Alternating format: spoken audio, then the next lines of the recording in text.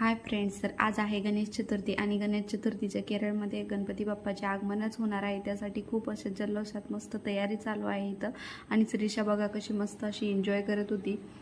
याचा पूर्ण detail video मी आपल्या यूट्यूब चॅनलवर अपलोड केलेला आहे, तर तुम्ही जाऊन नक्की बघा की कशी झाली तयारी।